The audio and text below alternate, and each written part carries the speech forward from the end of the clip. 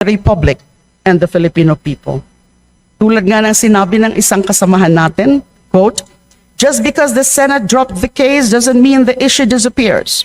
The public is still waiting for answers. Deflection is not accountability." End of quote. The Senate President said that the Senate is not anyone's playground, and that is precisely why we expected it to rise above politics and uphold its duty to conduct a fair trial and not to preemptively dismiss by archiving the case. If this was truly about deference to the Supreme Court, the Senate could have simply suspended proceedings temporarily until the motions for reconsideration are resolved, to give the Supreme Court and the House the due courtesy they deserve as co-equal branches. Instead, they rush to archive or terminate the case. Malinaw ang mga pangyayari. Taliwas sa paniniwala ng Senate President na minadali natin ang proseso, ang Senado ang nagpabagal nito.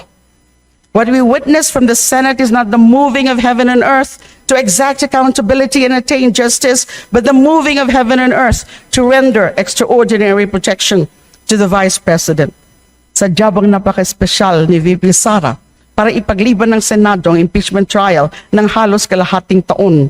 Sadya bang napaka-special ni VP Sara para maglatag ng mga bagong patakaran ang Korte Suprema na naging balakid sa pananagutan sa puntong ito?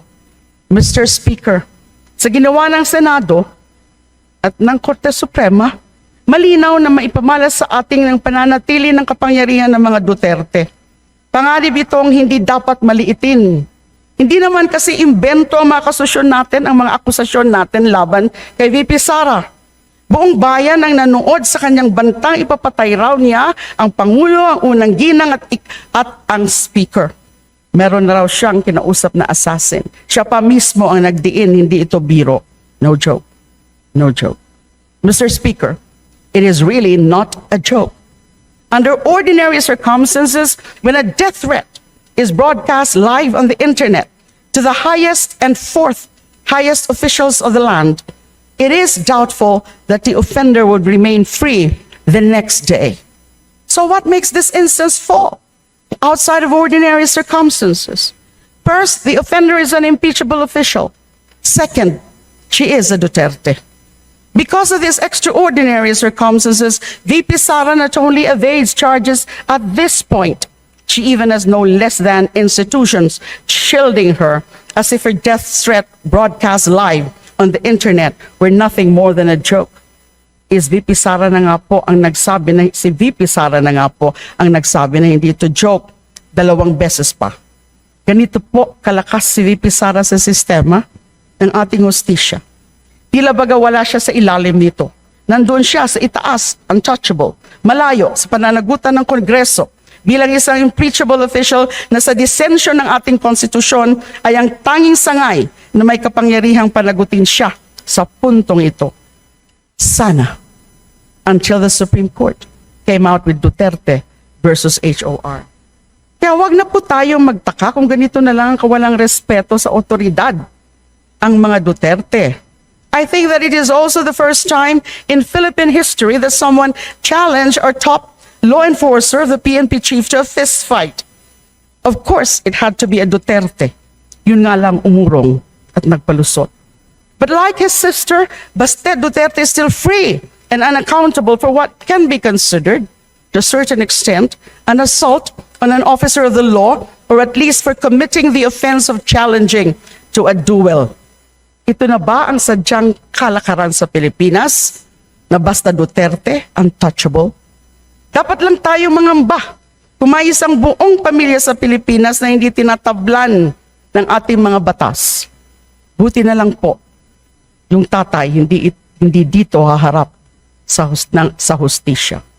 Ang Pangulong Marcos Jr. na mismo ang nagsabi, walang kinalaman ng mga akusasyon kay VP Sara sa naging desisyon ng Korte Suprema. Puro tungkol sa proseso lang naman daw ang laman ng desisyon.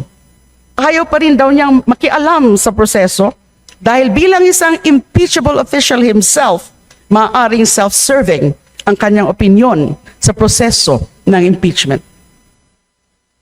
With all due respect, the Supreme Court should take the cue from the President and reflect on the value of the president's statement that an impeachable official should be careful in his opinions about the impeachment process because they might be self-serving. Hindi nga ba may naisingit na rider sa Duterte decision na hindi pwedeng ma-impeach ang mga miyembro ng Constitutional Commissions at ng Supreme Court kapag collegial act o desisyon ang dahilan, even if treated merely as an obiter dictum in the Duterte decision? This statement on what is an invalid cause for impeachment, when this is not even the lis mota of that case, is a highly irregular, self-serving rider doctrine. It is completely unrelated to the case being disposed of by the court, who should have taken a page from the president's book on self-restraint. Having said that, we also wish that the president had refrained from thumbing down the impeachment or sending mixed signals. So meron din pong kamalian ang Pangulo doon sa kanyang mga naunang mga statements noon na tila ba dinidiscourage ang House na ipatuloy yung impeachment. At least he should have called for an all-out support on the need for accountability, even from impeachable officials. Of course, VP Sara can still be made accountable in a future impeachment complaint. But that is not the point I'm making here, Madam Speaker, dear colleagues. The point is, the impeachment process has now been made more difficult by the court's decision in Duterte, if not nearly impossible. That is why Duterte versus HOR, if not reconsidered, is unacceptable. The checkpoints and roadblocks it has erected are simply insurmountable for House members to even dare endorsing one in the near future. Accountability has never been made more difficult to achieve in this country than now.